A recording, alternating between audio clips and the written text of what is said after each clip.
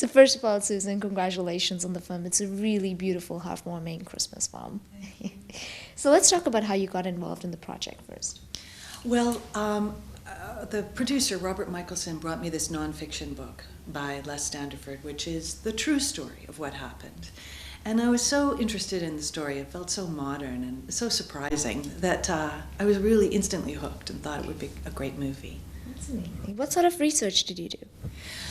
Well, in addition to the book, I kind of, I think I'm a little addicted to research. So I read a few more biographies and I read books about Victorian London because I just really like to inhabit the world. Somehow I find it easier to write about if I can really sort of put myself there.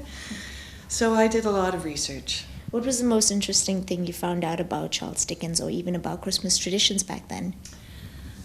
The thing that really intrigued me about Dickens is that he was the first literary rock star. And he really was. When he went to America, it was like the British invasion of the 60s. People wanted to know everything about him, and they wanted to clip little locks of his hair, and they wanted to know what he had for breakfast.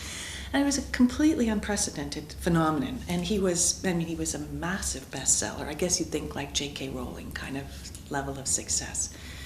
So, and he was only 31 when he wrote A Christmas Carol. He was very young, he was very attractive, and still making his way in the world. So that was one of the things. About it, to do with Christmas, the point, in a way, of the book and the movie is that there wasn't really Christmas the way we think of it. It had become a very minor holiday. It didn't have a lot of significance. And it really was largely because of this book that the holiday became what we think of today as something, especially in the sense of a time for giving back, a time for thinking of those less fortunate. So that's very interesting. I didn't know about that before watching the movie. Yeah. I really like the concept of Charles conversing with his own characters. It was so interesting to watch that. So how did you land on that structure for the story? Well, that is based on something I came across about Dickens himself, which is that he could have been an actor, really. And he used to either act out all the parts, or he would act with imaginary characters. And his daughter recalls watching him get up and perform these scenes. So it's kind of based on fact. We're just seeing the world through his eyes. Interesting. Dan Stevens is so expressive with his eyes, with his facial expressions. He immediately grabs our attention. So what sort of conversations, if at all, did you have with him about Dickens? Well, I didn't have them, and the director would have had them, but what I think is so extraordinary about his performance that he seems to have intuited is that Dickens was a very theatrical character. I mean, I think you would know if he was in the room. He loved to perform, he loved to charm, and I think he's captured that side of him, and also the very interior, personal, private side, when, the kind of the things he was struggling with. So I love that about his performance. And there are some fictional elements added to the story, so to the movie. Can you talk a bit about that? Well, the fictional elements, of course, are him having to struggle with Scrooge about which direction the story should go. There's no evidence that actually happened, but it might have happened. That the character kind of had a life of his own and a mind of his own about which way the story should be told. And given that he really did think his characters sort of came to life and had their own opinions, it's not so far stretch, I like to think. Did you feel any pressure to write the story behind the story?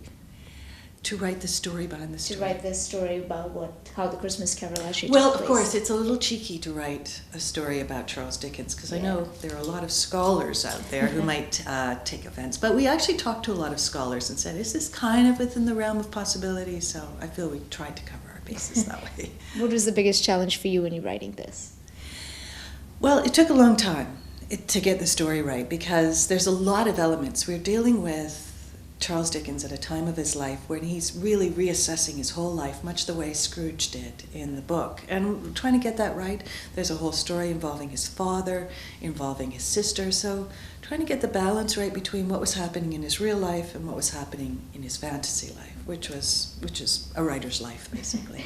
What was it like when you've seen the film after writing it and the whole thing taking place together?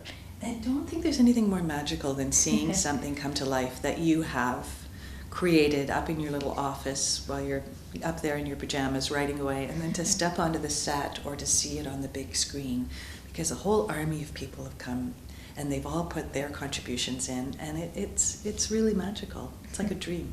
I definitely had a few favorite scenes, but I would like to know what's your favorite scene in the film.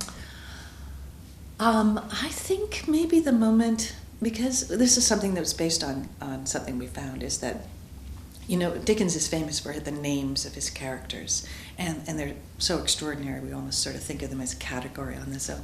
And apparently he used to collect names, because he said at one point, if you get the name right, the character will appear. Yeah. And my favorite, I think, scene is when he comes up with Scrooge's name, finally hits on what the name should be, and then Scrooge appears in his study.